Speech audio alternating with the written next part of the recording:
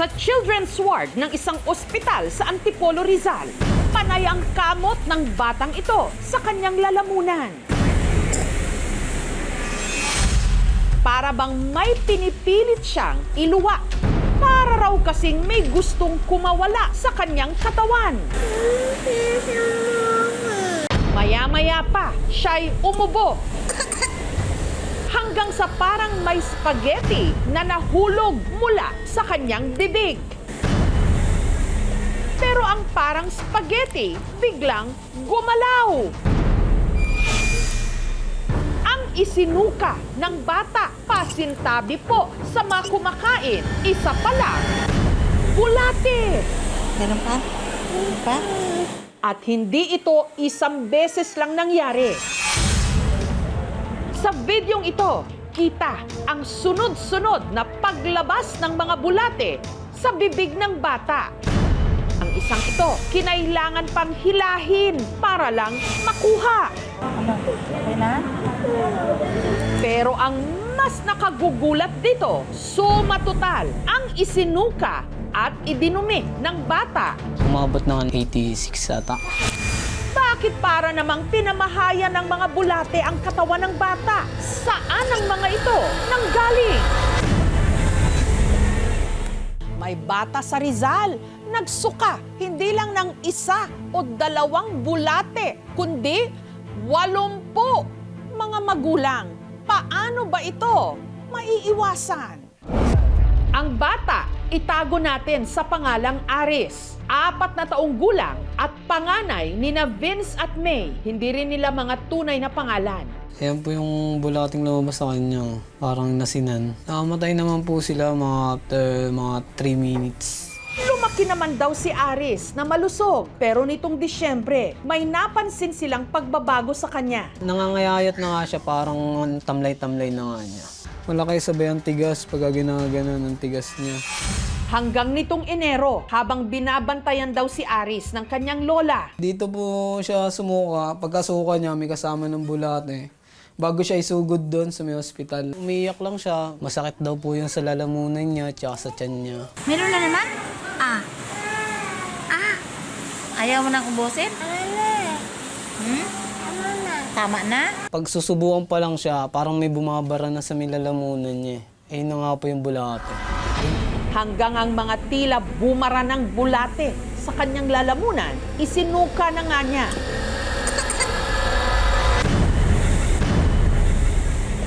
Wiwi ka?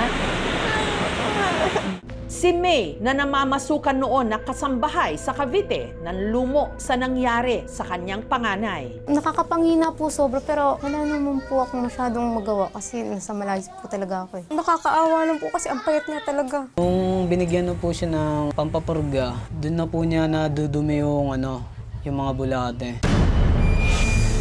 Ayon sa mga doktor na sumuri kay Aris, meron itong tinatawag na erratic parasitism. Parang nagwawala rin yung mga bulate. Naghahanap sila ng way para makalabas. Kapag ito ay nag-migrate sa ibang parte ng katawan, sa bibig, sa tenga, lahat po ng butas, or may mga cases din, depende sa type ng worm, pwede rin pumunta sa lungs and sa brain. Siyempre po, delikado yun. Ang mga bulate, tinawag na ascaris, uri ng STH o soil-transmitted helminth. Ibig sabihin, nakukuha sa lupa kapag susukatin. Isang dangkal ang haba ng mga bulate. Kulay puti na may pagkarosas o pink. Paano nakarating ang mga itlog na nasa lupa? Ito ay nanggagaling sa open defecation o sa pagdumi sa hindi palikuran. Most vulnerable dito mga bata. Naabutan po namin siya, nagangat-ngat siya ng kamay niya. Minsan po siguro kakalaro niya rin po sa labas. Wala rin daw maayos na supply ng tubig sa kanilang dating tirahan. Sa pinakahuling datos mula sa isang collaborative research na inilabas ng Pediatric Infectious Disease Society of the Philippines Journal noong 2022, 28.4% ng mga school-age children merong soil-transmitted helminth o bulate. Halos 3 sa kada 10 batang Pilipino. Nagiging sanhi ng malnutrition. 3 P. PPP. Payat, pandak, poor school performance. Malaking malaking bagay raw para maiwasan sana ang pagkakaroon ng erratic parasitism ang regular na pagpupurga sa mga bata. Pero inamin ni May, isang beses pa lang daw napurga at napabakunahan si Aris. Natakot rin po kami dahil nga dun sa kumakalat na mga balita dati sa mga iniinom na purga. May nasusuka, di kinakaya, maabot nga sa hanggang sa mamatay. Ang gamot na ginamit natin sa pagpapurga ay matagal na natin ginagamit at talaga namang safe at effective. Bihirang-bihira lang po ang nagkakaroon ng tinatawag na side effects after deworming. So ito naman ay mga very mild lang, kasama na dyan yung pananakit ng tiyan, minsan nahihilo. May mga batang nagkaroon ng mga skin rashes. Nagkukulang lang minsan sa kaalaman. Hindi kinakatakutan ang pagpurga. Mas nakakatakot ang hindi nagpapapurga.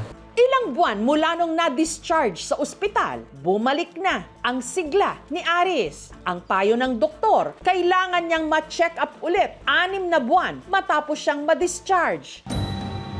Kaya minabuti ng aming programa na dalhin si Aris sa isang pediatrician para sa kanyang follow-up check-up. Ngayon, 14 kilos naman na-achieve naman na natin yung weight for height na ideal body weight niya. Hindi naman na maputla, tsaka yung tiyan niya hindi naman malaki or distended.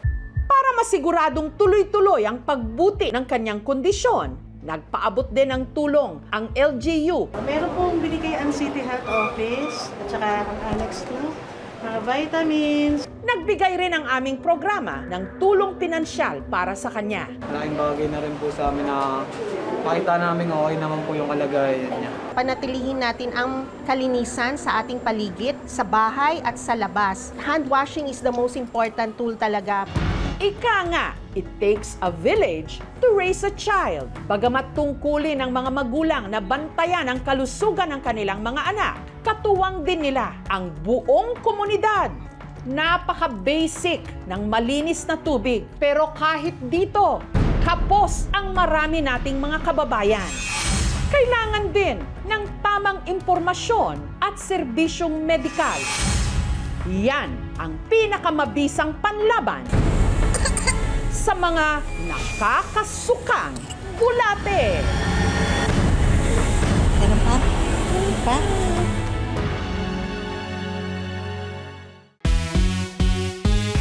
Asset daw ang malaking dibdib. Kaya ang ilan nagpapadagdag. Pero ibahin nyo ang social media icon na si Tony Fowler. Nagpa-bawas! Ako'y tahimik lang sa umpisa.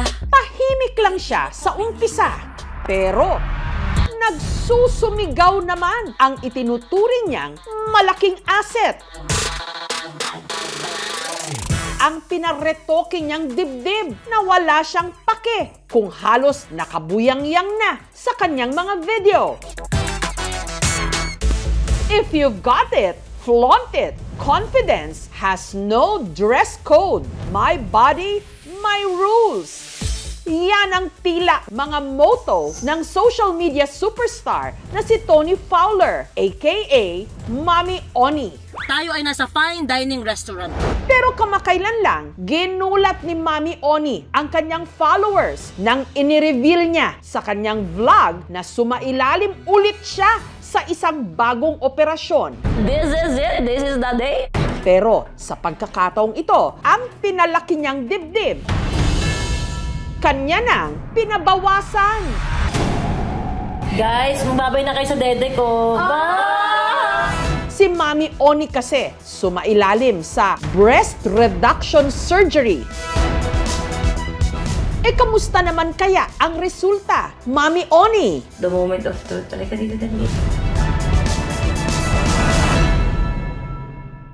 Taong 2016 nang sumailalim si Mami Oni sa kanyang kauna-unahang breast augmentation surgery. Nagpalaki siya ng dibdib. After ko magkaroon ng baby, sobrang na-insecure ako. Yung ex ko, meron siyang titignan sa Facebook. Kapapanganak ko lang Pagtingin sa FB, sabi niya, ang sexy Lo, sexy ang pangit naman. Isang sabi niya sa akin, ikaw, ang ganda mo nga, lolo naman dede mo. Nasaktan ako. Matapos siyang lagyan ng silicone gel implant, ang kanyang 36B na dibdib na parang nyog lang daw ang laki, naging 38D o singlaki na ng melon. Ako'y tahimik lang sa umpisa. Realidad naman talaga ng buhay, kukunin ka naman talaga sa mga event-event pag maganda ka tsaka sexy ka eh. Di ba? Mas mataas yung presyo mo pag, ay! Daddy? Yun nga lang, tiis ganda ang Mami Oni nyo. Magsasayo ka, kailangan buhat. Kahit may bra ka na, kahit may sports bra ka na, kahit ang higpit niya na, kailangan nakaganon ka pa rin talaga. Minsan, di ba, tataba na tayo magbra. Pag nililinis ka, yung dito, nagpapawis sa ilalim. Pag ina mo yung, asim din kasi talaga eh. Mas lalo raw siyang nahirapan nang mas lumaki pa ang kanyang mga dibdib nang isinilang niya ang kanyang bunsong si Tyrone taong 2024. Sobrang hindi na ako makahinga. Ipapump mo siyang ganun. Parang ang sakit. 10 years na yung silicone ko sa loob ng aking katawan. Expired na siya. Nag-decide talaga ako na ipatanggal. Ang magbabawas ng dibdib ni Mami Oni, si Doc Yapi. We'll remove the implant and we'll do a lift. Ang breast reduction operation, inabot daw ng 4 na oras. Masakit pa sa'yo? Oo. Naramig ako. May kumot ka na, ma'am. Nagbigay na rin kami ng pain reliever, sir. Normally, it's an inverted T or anchor lift ang tinatawag natin dyan. Ang hiwa ho natin, it will be around the areola, going down the midline ng dibdib at underneath sa fold natin. So mag-range tayo dyan siguro mga 200 all the way to mga 350,000.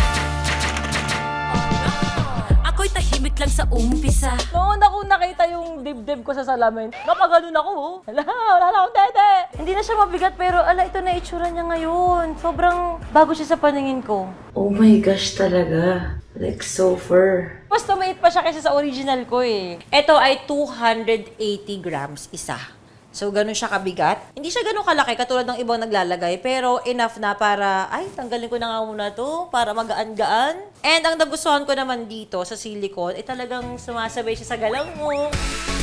Mas confident ako ngayon mag-spaghetti. Kasi para pakiramdam ko pag gumanon ako, wala nang masyadong makikita. Lagi naman akong support sa jowa ko eh. Concern niya nga sa akin, baka hindi ko na raw siya magustuhan. Sabi ko, minahal naman kita kung ano yung meron sa'yo at kung may papabago ka, tatanggapin ko lang din. Sobrang na-ROI ko talaga yung dibdib na ipinalagay ko. Pero, iniisip ko pa talaga, ayoko pa sandalan tapos.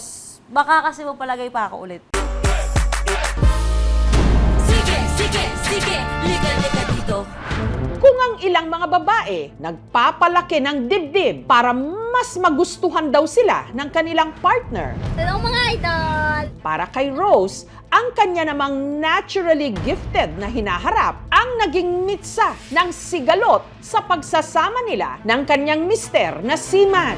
Sando, bawal po sa kanya. Yung feet, bawal din po. College pa lang daw si Rose. Asset na niya ang kanyang dibdib.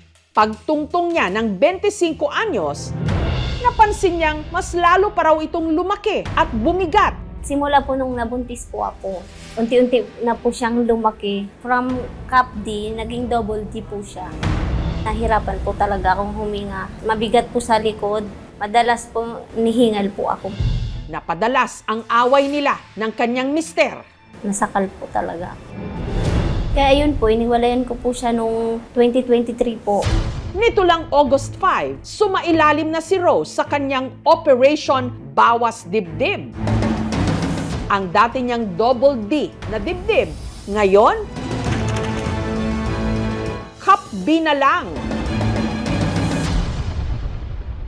Ang nabawas po sa akin ay 1 kilogram po. After ng surgery, ito na po ang sinusuot na bra ko ngayon. Sobrang liit na po.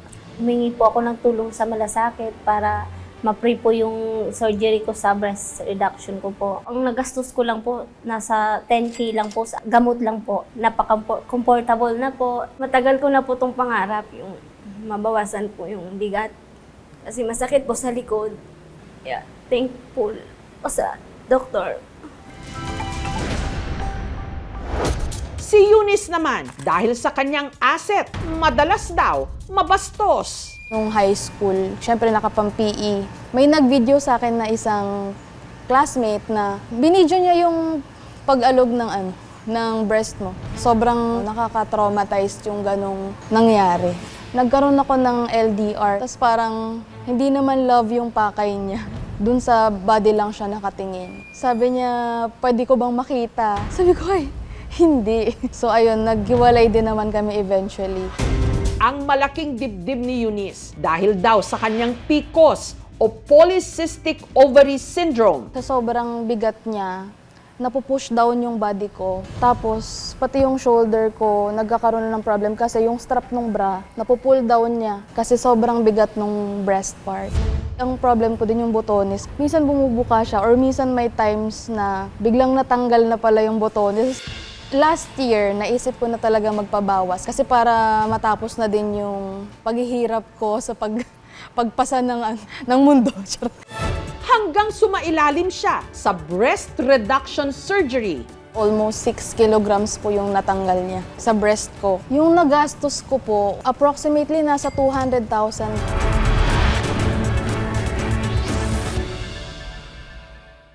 Mas naging positive ako na hindi naman pala lahat ng lalaki nakatingin lang sa breast. May tatanggap pa rin naman sa'yo kahit ganun yung naging choice mo sa buhay. For other women, maybe changing their body can help them feel more comfortable. Your body, your choice, of course. Tayong mga kababaihan, marami ng problemang dinidibdib. Huwag na sanang dagdagan ito ng pambabastos o panghuhusga dahil lamang sa ating hinaharap. Ano man ang laki, hugis o anyo, katawan natin ito at ang pagpapasya tungkol dito atin lang, pero ang paggalang, obligasyon ng lahat.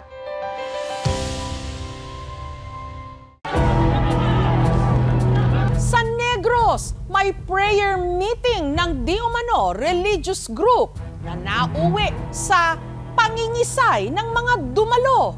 Isa nga ba itong himala?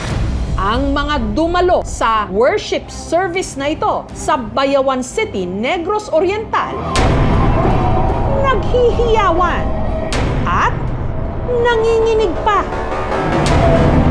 habang dinadasalan ng kanilang pastor at nang ikinumpas na nito ang kanyang kamay. Ang mga nakatayong miyembro biglang nagsitumbahan at nangisay-ngisay pa. Meron din sa kanilang napahagulgol. Sa isa pang kaparehong pagtitipon, sunod-sunod namang nagtumbahan ang 4 na lalaki matapos din silang dasalan.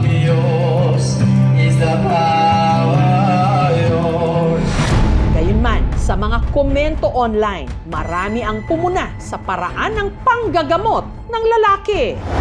Kulto. Born to be wild. Pag hindi manginig, hindi bibigyan ng snacks. Pero giit ng kanya mga di umanong napagaling, lehitimo ito. Sa pangalan ni Jesus! Yes! Itlog lagaw! Amin naman! Go, go, go, go! Yes! Thank you, Jesus!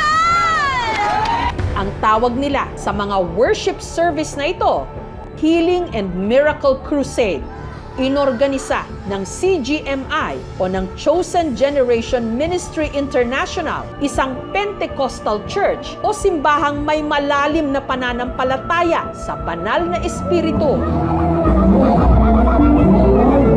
At ang CGMI, pinamumunuan ng binansagan nilang Man of God, ang 23 anyos na si Apostle Joey Teves. Hallelujah!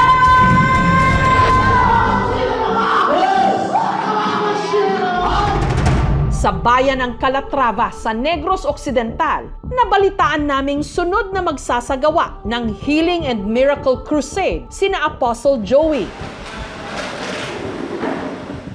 Isang oras bago magsimula ang pagtitipon, nagsidatingan na ang kanilang mga miyembro. Dumating na rin ang ilang may iniindang karamdaman. Gusto ko maka-encounter ng power ng Panginoon. Isa sa mga dumayo, si Melugin, na may sakit sa bato. Gahubag jud ang kidney, may cyst pagid siya, diyon kuan ka ng kabutohon na gid siya ba. Diri magbuto tong kilid, ari hawak, niya kutas, malugay niya, kapoy na kay baklay niya. Kadadlaw ko maglakaw kay kadaliok ospital niya. Wag gimi kwarta niya, salig ramig tabang. Ang iika-ika naman at nakatungkod pang si Numeriano, umaasang makakalakad muli ng maayos kapag nadasalan ni Apostle Joey. Na-stroke na siya. Tapos, pag kuha na ato, nang hubag na ang iyang mga batiis. Tapos, siging inom o reseta sa doktor, wala may ipik. Balik-balik ra. Ang Healing and Miracle Crusade, sinimulan muna sa isang praise and worship. Yes, Lord, this is for your glory! Thank you, Jesus! Maya-maya pa, lumabas na si Apostle Joey Teves.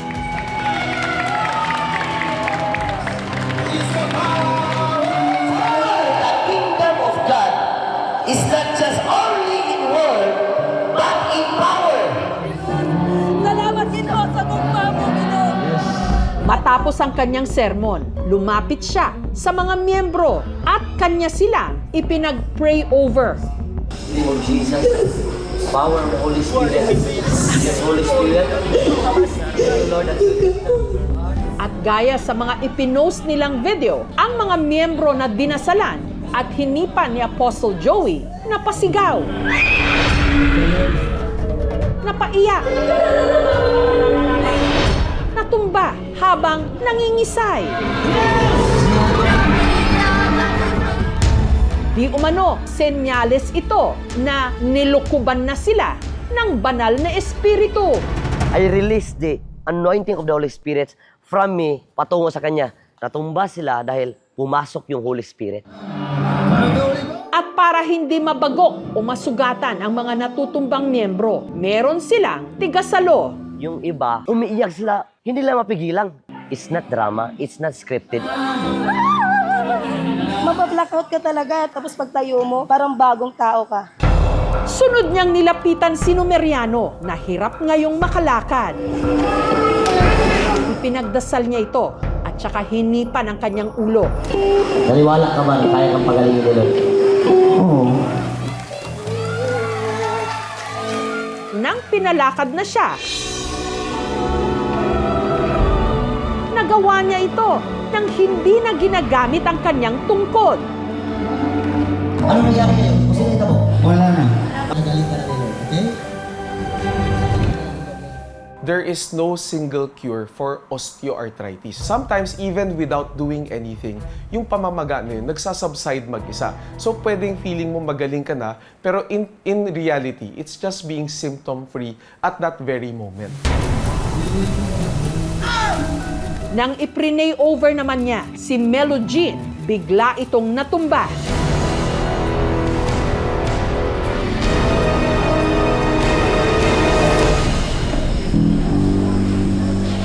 Ano nangyari? Gaano kong paminaw. Tapos ang sakit mo, wala na. Sa cyst, wala po talaga tayong instant healing, no? Kasi hindi ho yan mabilis mawala. Usually sa sobrang paniniwala, nagkakaroon tayo ng placebo effect. Yung feeling mong pain and everything, pag nandun ka sa intense na sensations, no? Pwedeng pansamantalang mawala. 15 anyos lang daw si Apostle Joey nung sinimulan niya ang kanya di umanong misyon. Merong vision na pinakita si Lord sa akin na pinakita niya sa akin yung maraming mga tao na may sakit. Doon ko na-realize ba na itong mga tao to, inaantay ka nila. Gamitin kita para sa kanila. Itinatag niya ang CGMI noong 2021 kung dati 300 lang ang kanyang mga miyembro. Ngayon, 10,000 na raw. Yung simbahan namin noon, dating kawayan. Ngayon, concrete na. Luzon, Visayas, and Mindanao, we have 500 plus churches. Meron na din tayo ng branches in and out of Philippines. Noong 2023, naitampok na namin si Apostle Joey. Tumayo ka. Iayo na kas Ginoo.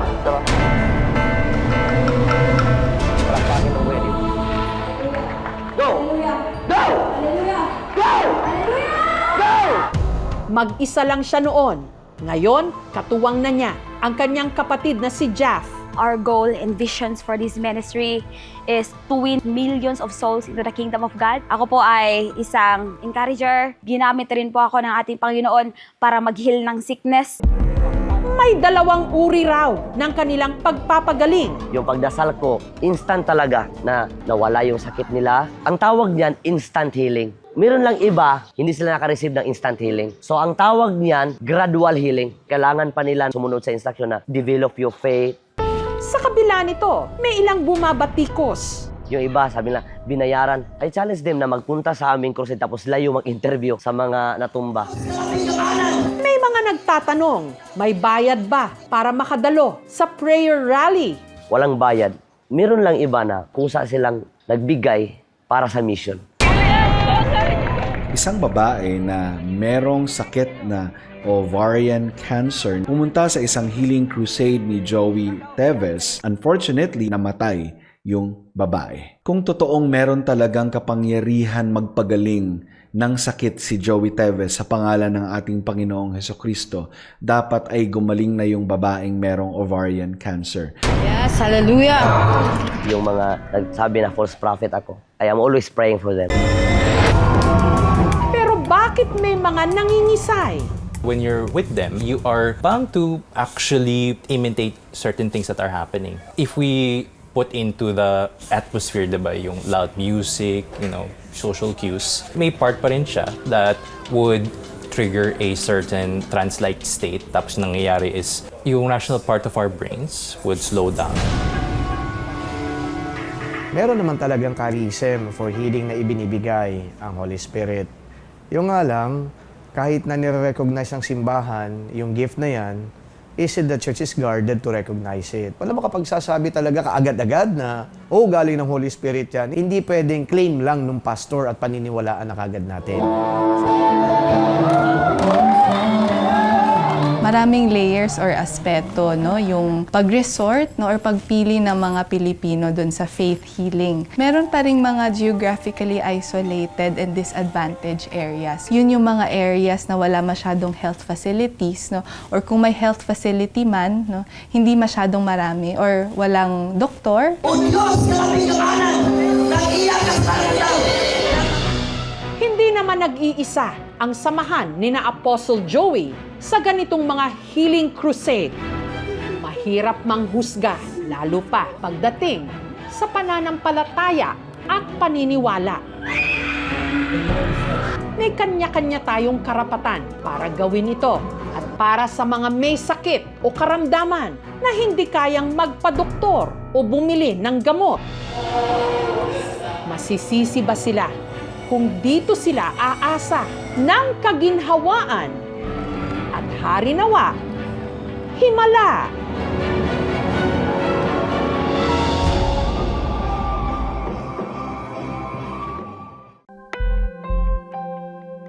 Si Jinky, hinding-hindi malilimutan ang bus kung saan sila nagkitang muli ng kanyang ama na mahigit 2 dekada na niyang hindi nakikita.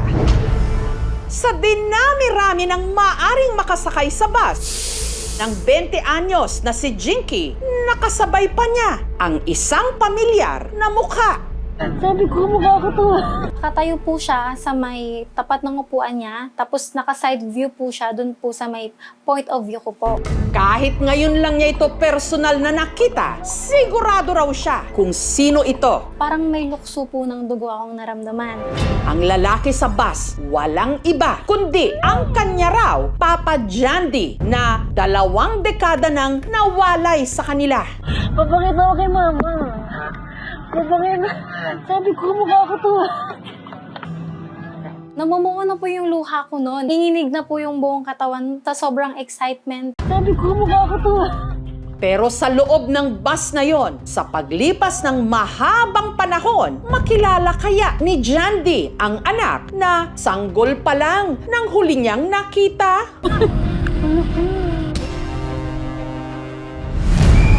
Dito sa Taguig City, mag-isang itinaguyod si Jinky ng kanyang mama Janet. Madami akong trabaho, pinasok. Para yung mundo ko, sabi ko parang ang bigat. Nanay ko, saka tatay ko, saka si Jandy, kasama yung anak niya si Jinky. Pero kahit hindi raw nakasama ni Jinky ang kanyang Papa Jandy, mula nang siya'y nagkamuang, hindi raw ipinagkait sa kanya ng kanyang Mama Janet na malaman ang katauhan nito.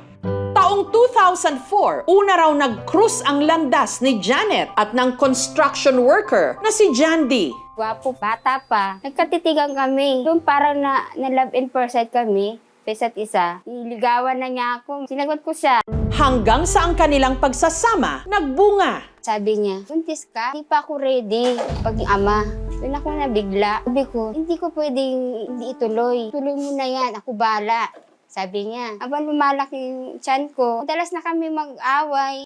Ang kanilang pagtatalo, lumala nang isinilang na ni Janet si Jinky. May panahon na natigil sa trabaho, wala nang gawa sa construction. Naranasan ko magtinda ng mani para pandagdag sa panggatas. Sabi ko sa ama ng anak ko, 2 years tayo nagsasama. Ganito na lang ba sitwasyon natin? Napuno na ako. Napaalis ko sa mga, dala niya yung mga gamit niya. Hindi na sa bumalik. 6 na buwan lang noon si Jinky nang umalis si Jandy. Simula po noon hanggang sa lumaki po, hindi ko pa po siya nakikita in person po. Sa murang edad, nagkaroon din daw si Jinky ng mabigat na responsibilidad. Ako po yung naging provider po sa bahay since si mama po nun is nagkasakit. Tumigil po ako ng grade 12 para po mag-work. Kung meron lang po sanang katuwang si mama, hindi po siya mahirapan. Ano kasi po, nakikita ko po kasi si mama nun. Hirap po sa pera. Tapos, wala siyang partner. Nahirapan din daw tanggapin ni Jinky nang nadiskubre niyang ang kanyang Papa Jandy meron ng ibang pamilya. Nung nagkaroon po ako ng Facebook, ang unang-una ko pong sinerge sa Facebook yung full name ni Papa. Nakita ko po na meron na siyang asawa. Kung pinakita sa akin ng anak ko may pamilya na sa, kung mamaiwasan, ma'am, nagkaroon ako ng kunting, bakit hindi na, niyak ako. Wait lang, ma'am.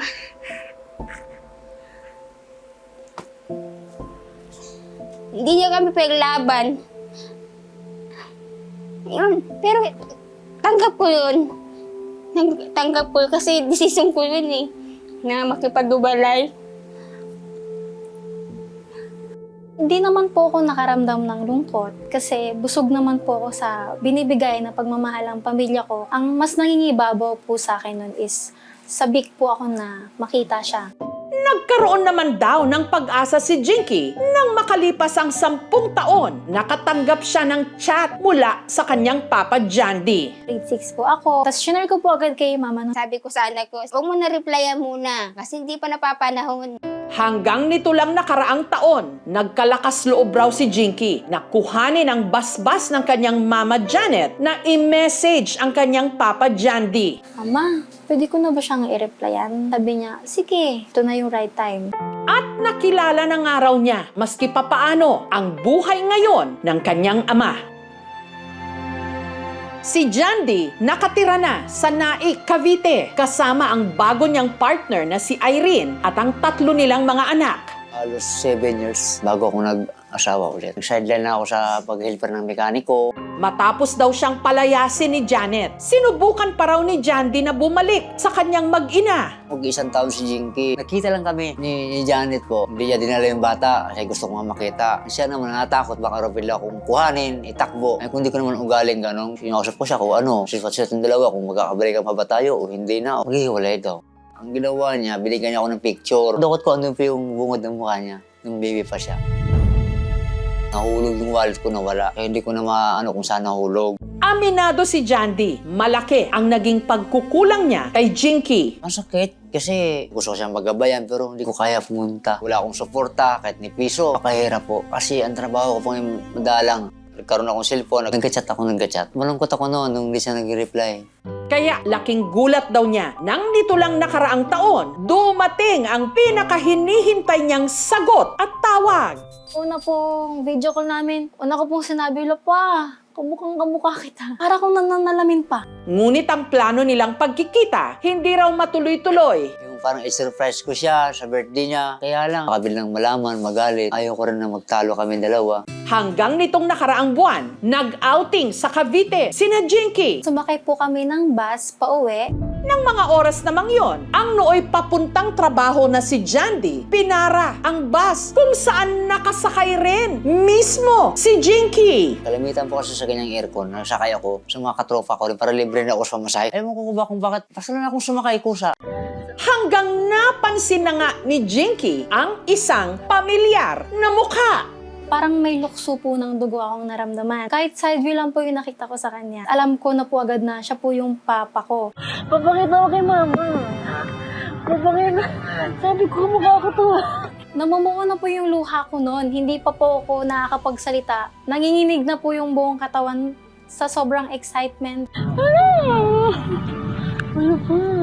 Tumawag sa akin, Papa, balisa ako kasi hindi ko naman kasi expect na ganun eh. Magkikita kami ng ganun eh. Po nung nag-eye-to-eye po kami, iba po yung pakiramdam. Nung nakatitig po ako sa mata niya, ang hindi 20 years old yung tumitingin sa kanya, kundi yung isang bata na sabik na makita yung papa niya. So, wala na si Papa. Sabi ko, na, ikaw ba yan? Tapos, pa ako to ha. Para magkausap na kami kahit sakit, ilang minuto man lang. Nagpalagpas na ako sa lugar na babaan ko. Nayakap ko siya, dahil umiyak siya, naligang ko na lang. Nabitin yung usap namin. Nung time na yun, kahit kapiraso, parang gumaan yung pakiramdam ko. Matapos ang kanilang unexpected reunion sa bus, mas tumindi raw ang pagnanais ni Jandy na mabisita ang kanyang mag-ina sa dati nilang bahay. Kinakabahan pa rin ako. Kung ano man yung sabihin mo sa akin, tanggap ko yun. Kaya nitong Huwebes, isinantabi na niya ang takot at hiya. Bumiyahe si Jandy mula Cavite, Patagig.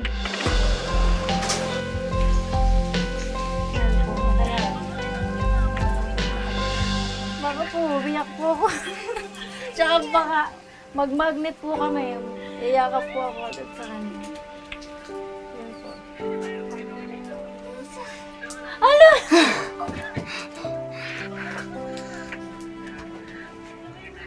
Ma! Ito na yung pangarap mo. Kayakapan din tayo. Nagkita rin tayo siya.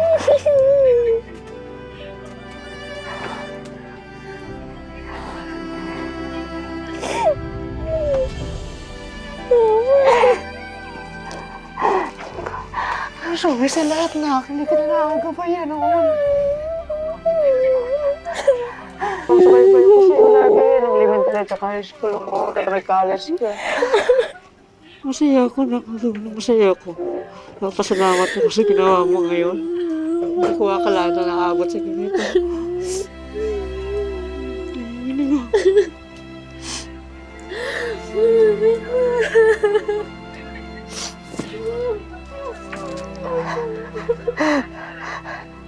Siya ba? Hanap niya lang, ano? Nakikita rin tayo. Salamat din sa'yo sa pagpalaki mo sa anak natin. Napalaki mo na maayos. May galang, may respeto. Tsaka yung pagkukulang ko sa kanya, hindi mo na sa akin sinumbat. Tandaan na talaga magtatago kayo.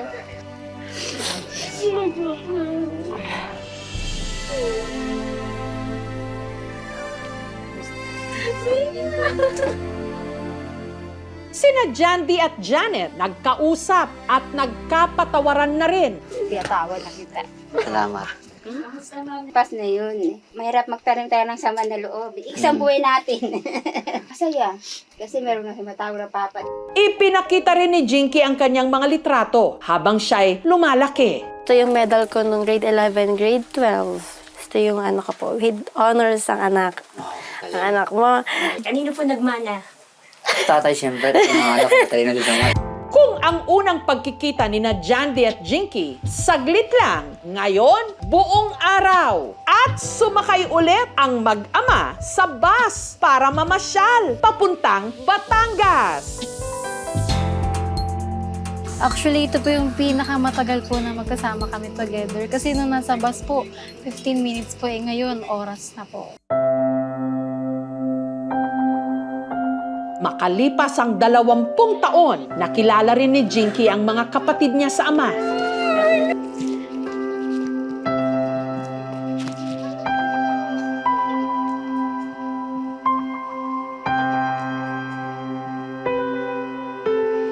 Nandiyan ka lang kung sino. Iyak ka lang.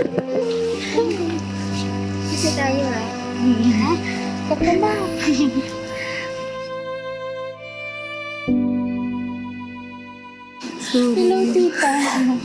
Ano mo sa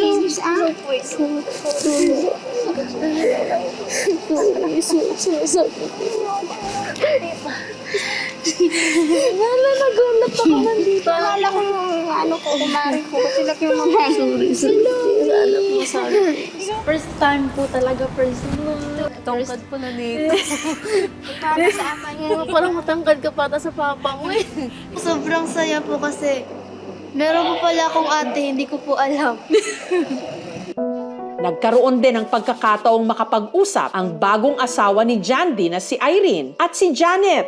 Nawawala na yung bigat. Ganun din po. Nangingiba po yung pagmamahala namin.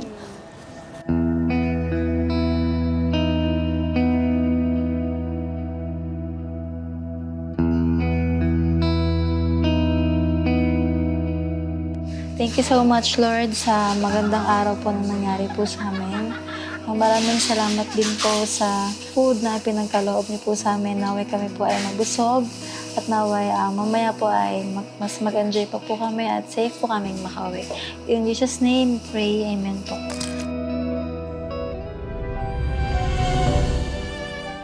Dalawang dekada silang pinaglayo ng panahon at pagkakataon.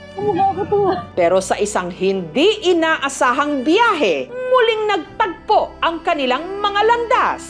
Papakita ko kay mama. Papakita. Sabi ko, mukha ko to.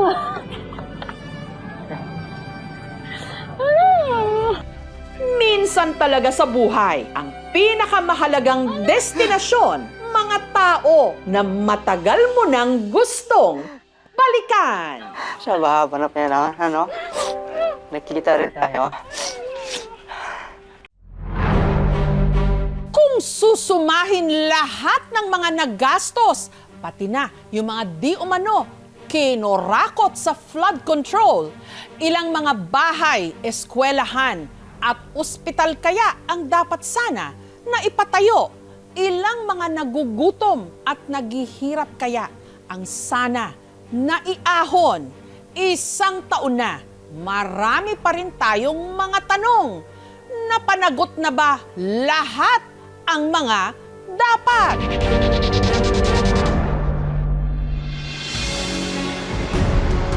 Tila nagparadang muli ang mga bagyo at sama ng panahon sa nakalipas na 2 linggo.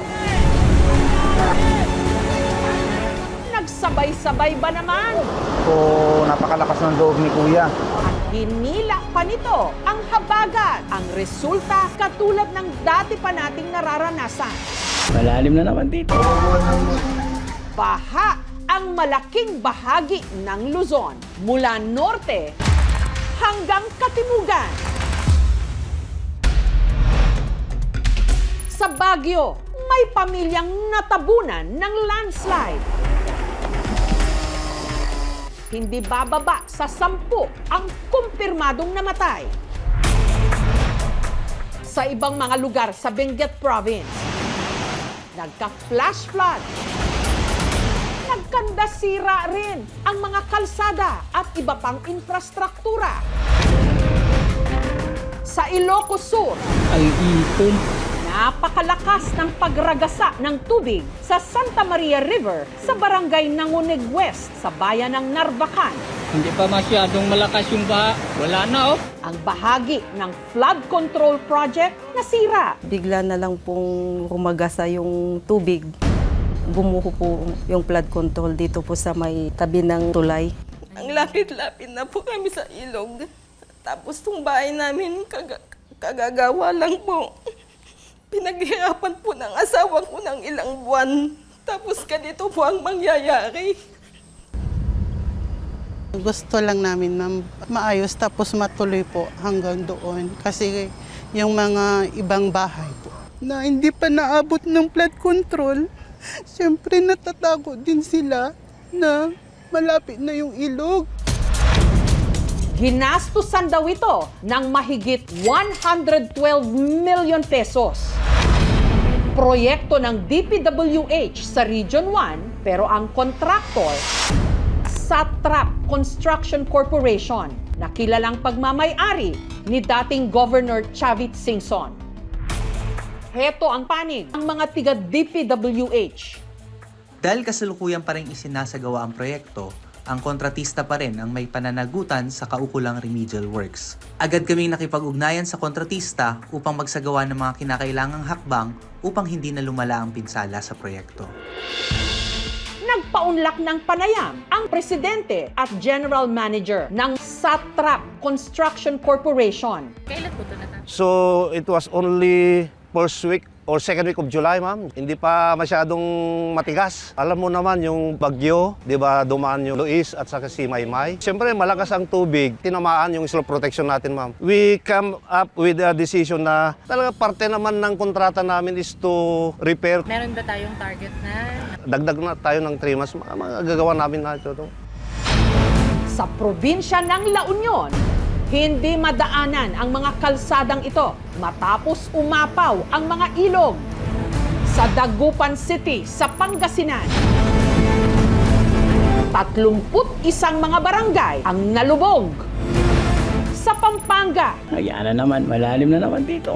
abot hanggang leeg ang baha.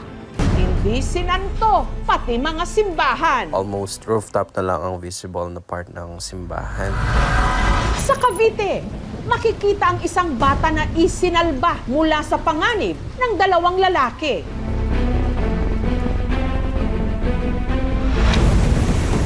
Dahil hindi na rin madaanan ang ilang mga kalsada sa Batangas dahil sa taas din ng baha, na stranded ang rider na ito. Ang mga residente nagbayanihan para siya ma-rescue.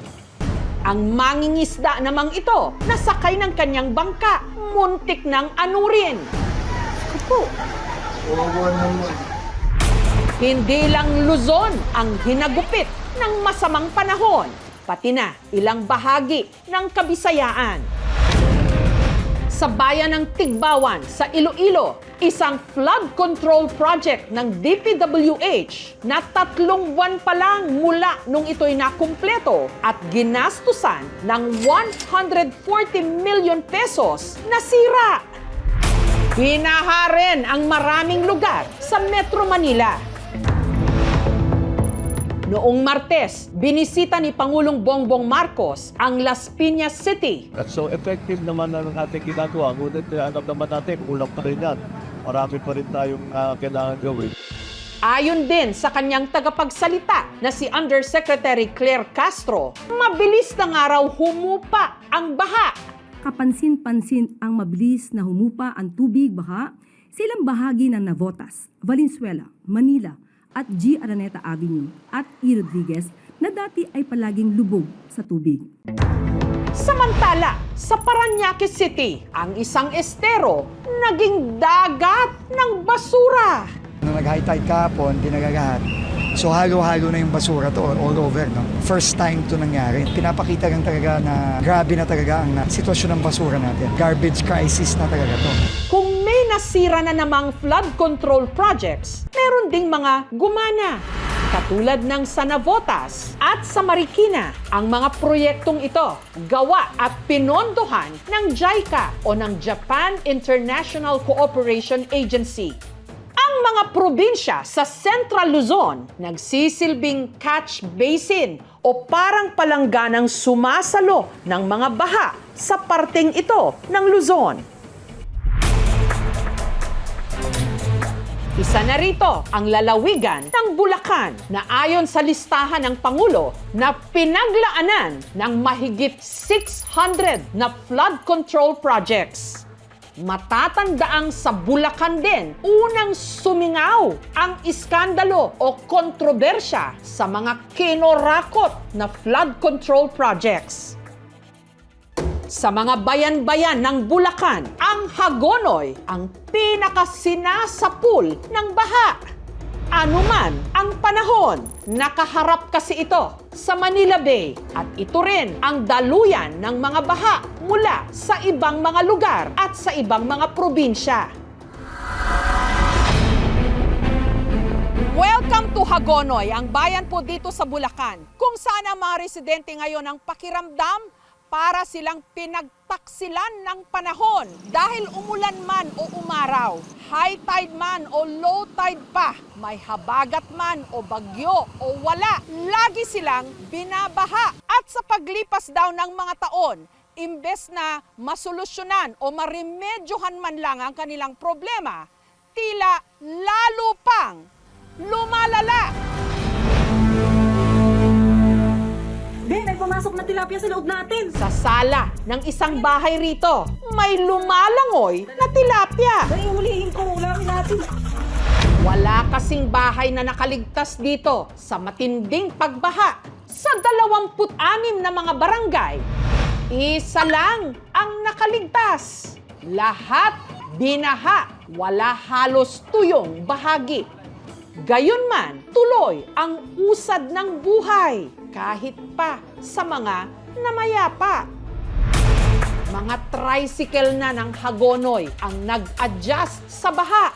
Kung wala kang auto, wala kang motor, ano ba ang best form of transportation ngayon dito? Ito ho, tawag ho nila tikling. Pinataas po nila yung kanilang mga tricycle para mag-adapt ho yung sasakyan natin ngayon para makaikot ho kami dito. Siyempre, ang tanong lagi kung stable ba ito, so dapat kapit.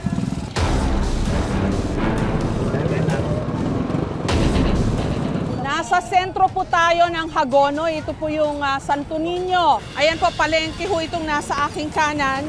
Tuloy pa rin ang komersyo. Ano ba yung tinitinda mo? Spanish, madam. Gusto nyo? Oo, sige nga. Tikman. Oo, sige. Hindi, bayaran natin. Alang-alang sa hanap buhay. Para sa blood control. Oo. Diba? Sa gitna ng baha, may mainit na Spanish bread. Oo, aawagis ko lang. Yung saloobin ng mga taga-Hagonoy, hindi na nila tinatago. Ito, mga magnanakaw sa pondo ng flood control project. Managot kayo sa batas ng tao. Hahatulan kayo ng Diyos, mga ganid sa salapi at luho. Hindi natutulog ang Diyos. Tindig, Hagonoy. Setyembre nung nakaraang taon, nagrally sa gitna ng baha ang mga residente. Nanawagan sila noon ng agarang aksyon para masolusyonan sana ang matagal na nilang problema. Na kaso, problema pa rin nila hanggang ngayon. Ang bayang Hagonoy! Wala naninindigan! Before, subdivisyong Marangya. Masaya ang mga residente, lalo't ginawa raw ito na hindi dapat abutan ng baha. Pero ang after, heto na. Ito ang Mary the Queen Subdivision na napakasaklap ng kapalaran. Si Luisito Juliano o Kanoy ang presidente ng Homeowners Association dito. Sakay ng tikling, ipinakita niya sa akin ang kalunos-lunos na inabot ng kanilang komunidad. Ano ho ba nangyari dun sa inyong subdivision? Nasa 30 taon na po ang aming subdivision. Hindi po namin naranasan ng ganun kalaking tubig. Hindi nyo ho ba na nakita na pwede ho mangyari kasi mababa ho yung elevation nitong bayan ninyo? Ang developer po ay inihanda po talaga yun sa napakataas. Kung sakali pong dumating mo yung panahon na ganoon, nakarigi na po siya. So parang wala ho nangyari doon sa mga ipinangako? Wala nga po. Kaya nga po, umaasa pa rin po kami na po yung budget para sa mga proyekto ng ating gobyerno ay magiging makatotohanan. Baka kahit po paano maibsan ang aming mga paghihirap at pagdurusang aming dinaranas. Ito na. Kaya nakalagay pa lot for sale, 700 square meters, pero bahang-baha. So ito na po yung simula ng inyong subdivision? Opo, ito po yung Mary the Queen Home Subdivision. Dati ho, masigla itong subdivision. Dito po lahat ng nagiging ng tambayan namin. Kumpleto pa naman daw sila sa facilities. May eskwelahan, may clubhouse. Marami sa mga bahay, magagara. Meron pang ang ilan na malapalasyo. Pero sa 200 narito, 50 na lang daw ang tinitirhan. Karamihan, abandonado na. Ang lungkot lang, oh. Opo. Imagine niyo po ba ito dapat niyang iwanan sa ganda po yun, nagkakahalaga yan ng kung magkano. Minsan pa raw nanalo ng premyo bilang parang model subdivision. Tinaasan daw ho ito ng husto para hindi sana abuti ng baha. Pero heto na po ang nangyari. Pag papasukin nyo po karamihan ng mga bahay dito, baha yung kanilang first floor. Swerte yung mga may second o third floor, meron pa silang pwedeng mapaglagian. Dinala ako ni Kanoy sa kanilang bahay na pinaghirapan daw nilang ipatayo mula sa kanilang ipon at mga inutang. Ginawa niya ng sari-sari store yung harap. Ito po ang inyong Ito po yung aming buong kabahayan. na pinaghirapan niyo pong ipundar. Pinaghirapan po namin unti-unting itayo. So lahat tubig, tis yung kama hindi naaabot. Kaya nga po nakaabang yung isa kong ganiri, naisipan ko magpagawa nito kahit nahulugan, para man lang yung anak ko ay ma-safecourt yung aking Wala ko mantina. kayong second floor tayo. Wala po ma'am, hindi ko po kinaya na makapagkaroon ng... Bagamat kaming mga natitira pa ritong nagtitiis, wala namang kaming kakayanan para lumipat. Kaya kahit ganyan yung sitwasyon, kinakaya na lang namin. Isa sa mga naunang tumira sa subdivision ito, si Tatay Dick. Saksi siya kung paano binago ng baha ang kanilang mga buhay. Kamusta ho yung pamumuhay nyo dati dito? Ma'am, dati po itong first class na subdivision. Talagang marami ditong pumupuntang mga foreigners din. At talagang binibisita at dinadayo, marami nagpipictorial ho dito. Pero ngayon, ang hirap na hong tignan, ano? Naku, napakahirap po. Talagang kalunos-lunos po ang aming nararanasan. Kailan ho nagsimula yung kalbaryo po ninyo? Naku po, ang aking natatandaan po noon, yung grabe ho, yung undoy. May itaas o second floor ang bahay ni na Tatay Dick.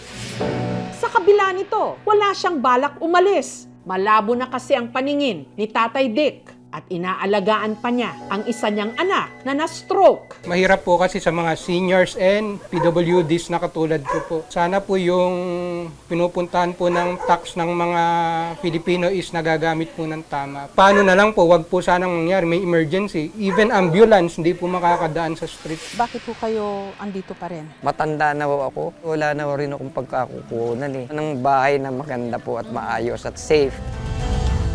Kahit hindi po ako nakakakita ng maayos dahil sa kalalagayan ko, ngunit klaro pa rin sa akin dahil sa Panginoong Jesucristo na hindi niya ako iiwan at pababayaan.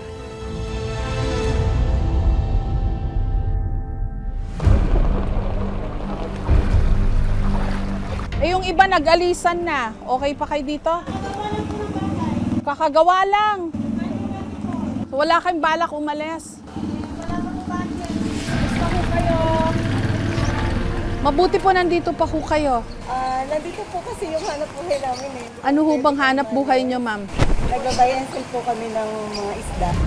Nasa lubong ko sa daan ang ilang mga bata. Uy, may bigas. Saan mo nakuha yung bigas? Sa barangay po, nag-ipon po kami ng basura. Ay, ganon? Opo, may premyo pong bigas. Nag-ipon po kami 1 kilong sako.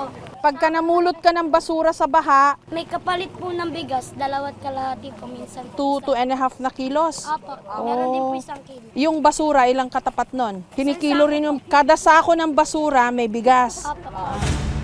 Nasanay na ho ba ang mga taga-Hagonoy dito po sa ganitong sitwasyon? Ayaw po namin sabihin na sanay na. Dapat po sinasabi na namin ngayon ay sawa na. Sawa na po ang taong bayan ng Hagonoy sa baha po na aming nararanasan araw-araw. Kamusta po ang pamumuhay at hanap buhay ng inyong mga residente at ang inyo pong mga nasasakupan? Ma'am, ang talaga pong aming number 1 na hanap buhay po dito ay pangingisda. Ang problema po, pag po ganitong kataasan ng tubig at lakas po ng hangin, ang ating po mga mangingisda ay hindi po makapamalakaya. Kayo ang catch basin Kami po at parang kanal. Opo. Sa high tide po, kami ang unang-unang apektado. Sa upstream naman po na tubig, kami naman po ang huli na daluyan nito bago po makalabas sa Manila Bay. Nagmistulang dagat po kami sa side po ng west, kaya po ang tubig ay talaga pong dire-diretso lang ang pag-agos dito. Mayor na nila mismo ang nagsabi, ang baha sa Hagonoy walang pinipiling panahon o lugar. Dahil buong bayan halos pirming lubog. Maganda man ang panahon o hindi. Sa sumbong sa Pangulo Portal, may nakalistahong 42 flood control projects na inilagay dito sa Hagonoy sa halagang mahigit 3 billion pesos. Pero tanong pa rin ho ng mga taga rito, nasaan ang epekto ng mga yan? Dahil hanggang ngayon po, bahang-baha pa rin sila. naging parang ngipin na butas-butas. Hindi po pwede ito. Kinakailangan po kahit man lamang po ilang barangay sa pondong ito ay nailigtas nila. Pero ang nangyari po, iba't ibang barangay nilagyan. So wala pong natapos. Hindi ba kayo nakonsulta? Kasi Wala bago po eh. sinimulan itong mga proyektong Yan po mamang hinihiling namin sa kanila noon. Kinakailangan po kami ang magsabi nito kung saan dapat ilagay, kung papaano po ang dapat na pamamaraan ng paggawa. So hindi ho kayo nawawala ng pag-asa kahit para na ho kayong Habang buhay po dapat may pag-asa, ma'am. napagtaksilan ng panahon. Umaasa po kami na darating din po yung panahon na may mga tulong po na maibibigay dito sa Hagunoy at masusolusyonan pa rin po yung problema na ito. Sa palagay ho ninyo, may solusyon pa? Kung itatama lang po siguro yung Saan paggawa po? Planning or implementation? Parehas po. Ayon mismo sa municipal engineer ng Hagonoy, ang ilan sa mga proyektong sinasabi kung hindi man gumana, hindi tinapos. Katulad ng floodgate na ito sa Barangay Iba. Flood control o perwisyo? Yan ang tanong ng mga tiga-barangay Iba dito pa rin po sa Hagonoy. Kasi yan daw po ay supposedly flood control gate na itinayo ng DPWH. Kaso, hindi naman natapos kaya naiwang nakatiwangwang. So ngayon, siya pa ang nagdudulot ng problema dito sa parteng ito ng Hagonoy. Kasi imbes daw na makalabas yung tubig mula doon sa ibang mga lugar na hanggang ngayon lubog, nakaharang pa siya. Hindi nyo ho project ito sa LGU? Hindi po ito proyekto ng pamahalaang bayan po. Ibinaba po ito ng DPWH dito para maging control po nung high tide. So unfortunately, naiwanan po siyang nakatiwangwang. Tinanong nyo na ho ba yung DPWH? Bakit po naiwan nakatiwangwang? Actually, isa po ito dun sa may mga kontrobersya dun sa sinabi po ng Pangulo. Ngayon, ang naman po nila, ipapaayos agad nila. Kaya si Nanay Remedios na ang bahay nasa tabi lang ng hindi tinapos na floodgate, kinakabahan ng husto. Kamusta ho ba na katabi nyo yung floodgate na itinayo? Kinakabahan dahil po diyan sa lakas ng agos. Kaunti na lang mahuhukay na iribahay namin DPWH ang may proyekto ng hindi tinapos na floodgate. The office will continue to coordinate with the appropriate authorities and concerned LGUs and will undertake such measures as may be legally and administratively permissible to help protect the community while the necessary processes concerning the project are being resolved.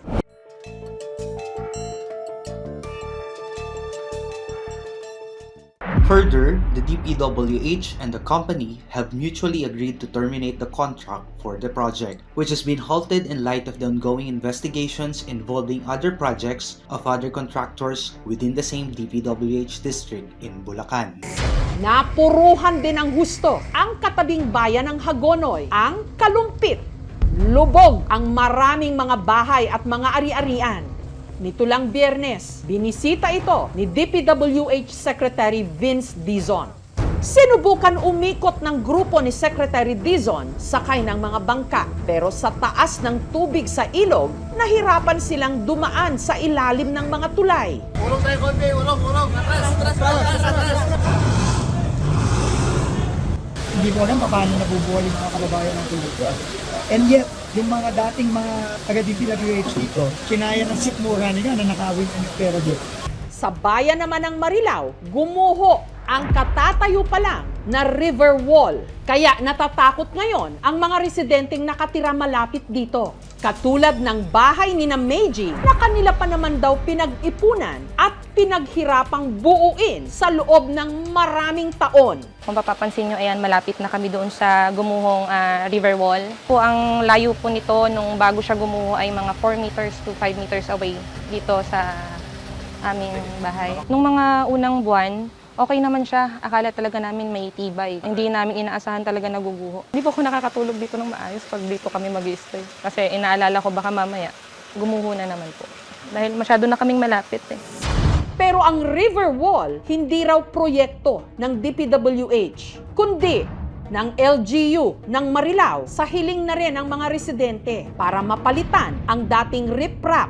Bagong-bago pa raw ito, 2 buwan pa lang ang nakalilipas. Ngayon, wasak na. Hindi po ito flood control project. Ang purpose ng project ay riverbank protection at pagtugon sa soil erosion sa isang lugar na matagal nang prone sa erosion. Patuloy pa rin nating iniimbestigahan kung ano talaga ang naging dahilan ng pagkasira. At very cooperative naman po ang contractor. Nakikipagtulungan sila sa investigation at handa silang gawin ang kinakailangang corrective works.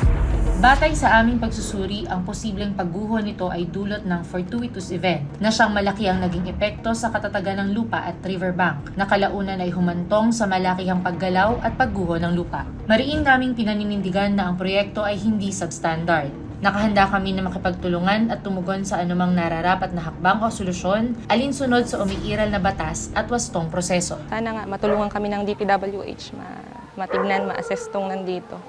Kasi hindi lang naman po kami, hanggang doon po yan, patungo doon. May mga kabahayan po.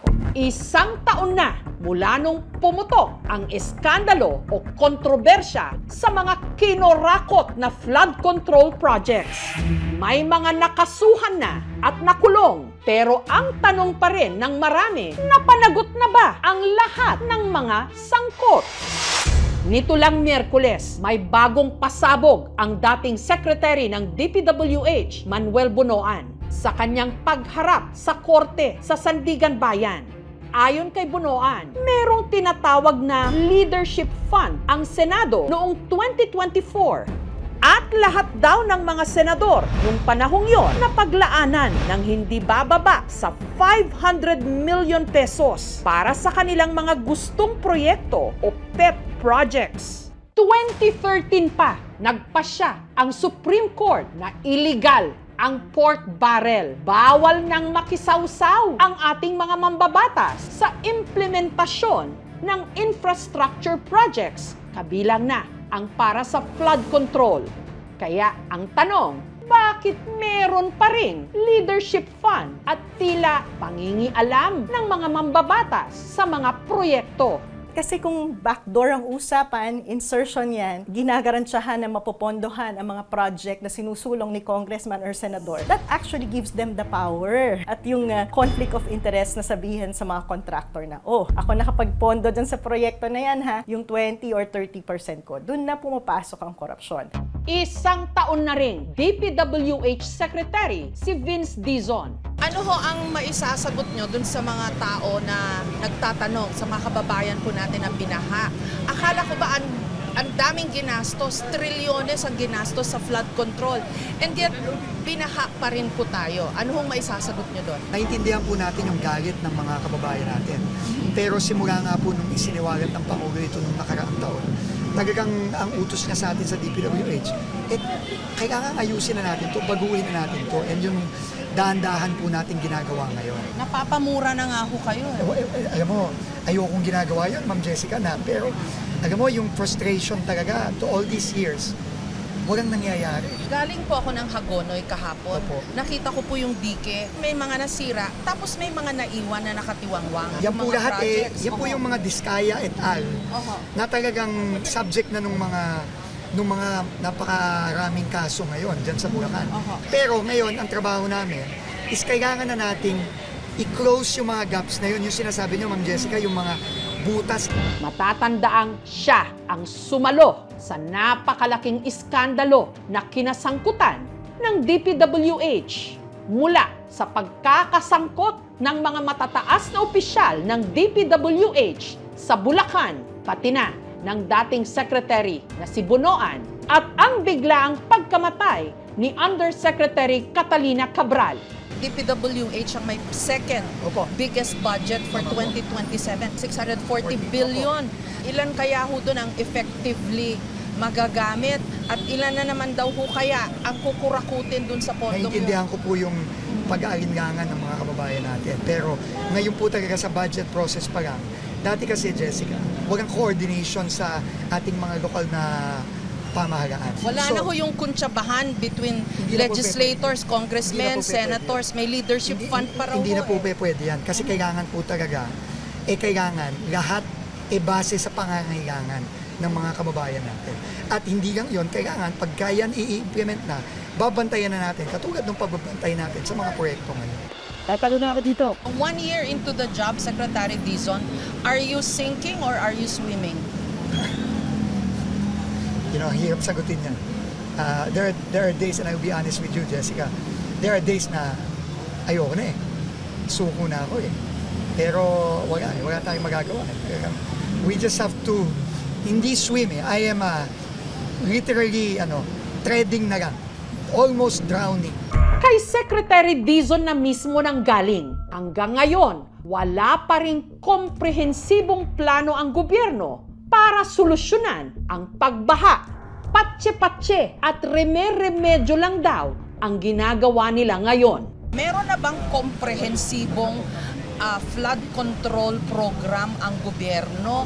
Alam na ba ni Secretary Dizon ang ginagawa niya? Opo, aparte dun sa sasaayos ng mga binaboy ng mga proyekto dati na kailangan natin ayusin, no?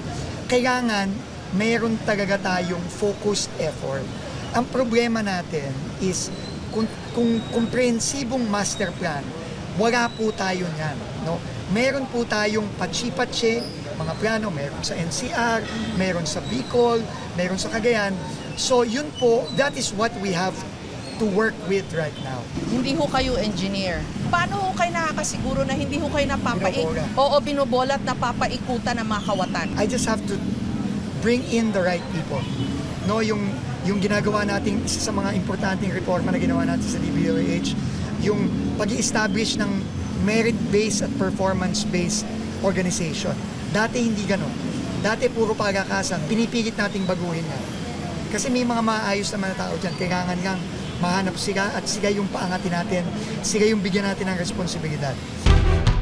1 taon matapos mabuking ang mga di umano kinorakot na flood control projects, sunod-sunod ang mga investigasyon. May mga kasong isinampa, meron na ring mga nakulong. Pero ang tanong pa rin, yun na ba yun? Lalim na naman dito. Bakit binabaha pa rin ang ating bayan? At marami sa mga proyekto, basta na lang iniwang nakatiwangwang. Paano na lang kaya sa mga susunod pang pagparada ng mga bagyo at ng habagat? Baka hindi na lang mga tahanan at negosyo natin ang lulubog, pati na tiwala ng sambayanan.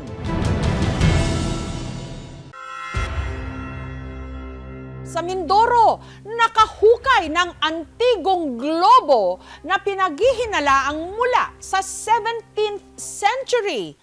Pakiramdam ng mangingisda at taga San Teodoro Oriental, Mindoro na si Joriel, pasan niya ang mundo sa dami ng kanyang problema. Mahirap ang buhay. Wala ang trabaho. Nagkasakit pa. Gawa nga nung aking sakit ng goiter. Namayat ako ng tudo. Pero umaasa si Joriel na babaliktad din ang ikot ng kanyang mundo sa nahukay niya kamakailan. Bagay na pabilog na gawa sa tanso. At kung tititigang mabuti, may mga nakaukit na detalye. Paniniwala ni Joriel, hindi lang ito simpleng bolang bakal. Isa raw itong antigong globo. Bilog siya na may 2 butas. May nakatusok na maliit na nung naiikot. Malaki po ng konti yung sa globo dito sa sipa. Timbang natin. Tamo, nag-18 na. May ilan na raw na nagka-interes na bilhin ito sa kanya. Inupuira niya po ako ng 5,000. Hindi ko po binigay kasi po, sabi ko baka may mas mataas pa doon na presyo. Nai-ano po sa YouTube para pong mahigit 2 milyon po. Ang hinihinalang antigong globo ang siya nga bang magbabago sa inog ng mundo ni Joriel.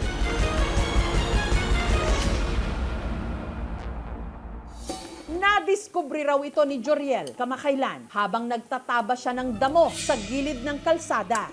Tinama po ng aking gulok. Tumunog po. Tinignan ko siya. Akala ko bula. Tinanggal ko yung lupa. Nakita ko parang tanso. Sabi po nung mga nagkita na kasama ko, ay bula lang yung bula. Pero iba ang kutob ng kasamahan ni Joriel na si Rosini. Sa tingin ko po talaga ginto. Hindi siya yung tanso na yung mapula. Siya hindi ma'am talagang makintab. Ang di umano, gintong globo, agad niyang inuwi. Nung makita ko, yung ano to, kinuha ko agad sa cellphone, sinerch ko. lumabas nga, 17th century, celestial globe.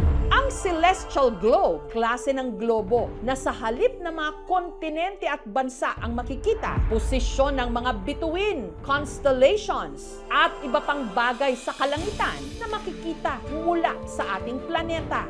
Ang hawak na globo ni Joriel, may mga hugis at guhit na nakaukit. Sumisimbolo di umano sa mga bituin. May mga design, kung ano-ano. At mas lumakas pa raw ang kanyang kutob na celestial globe nga ito nung napansin nila ang ilan sa mga nakaukit na salitang Arabic.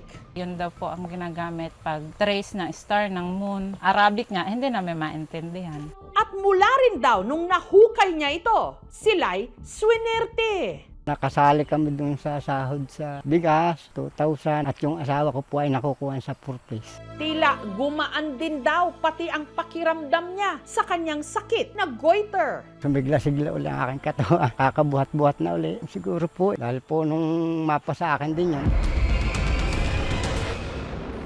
ano po sa YouTube, para pong mahigit 2 milyon po.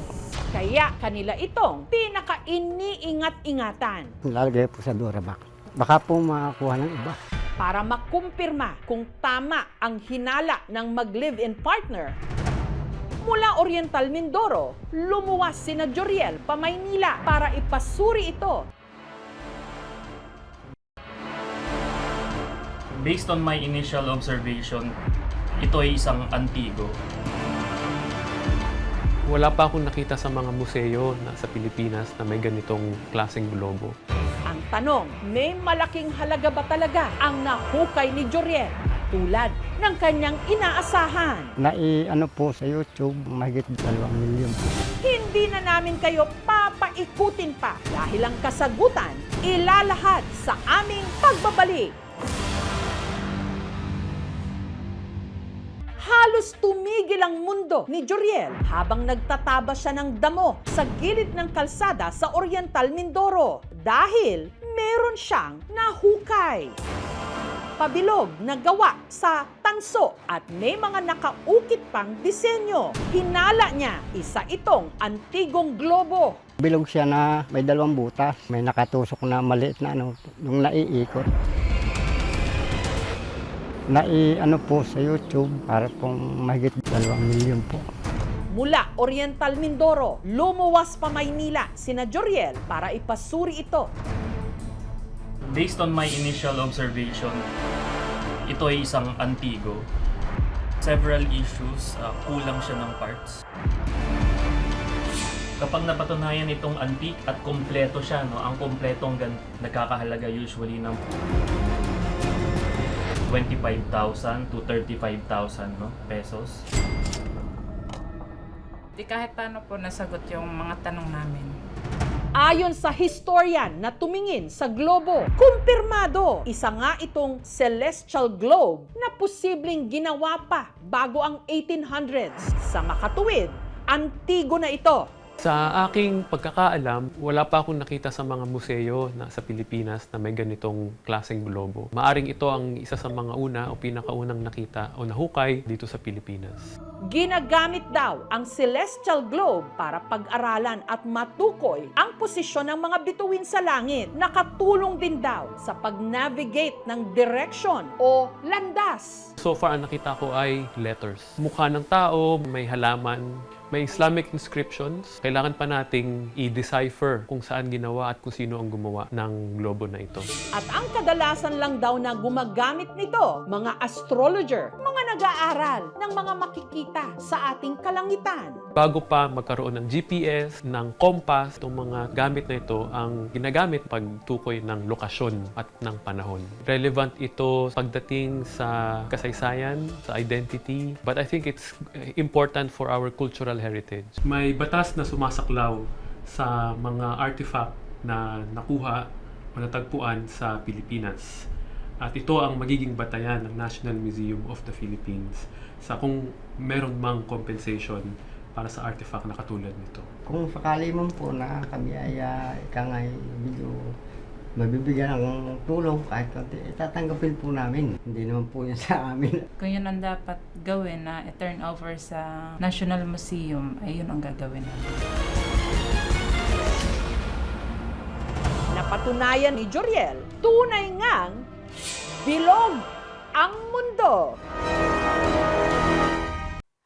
Thank you for watching, mga kapuso. Kung nagustuhan niyo po ang videong ito, subscribe na sa GMA Public Affairs YouTube channel.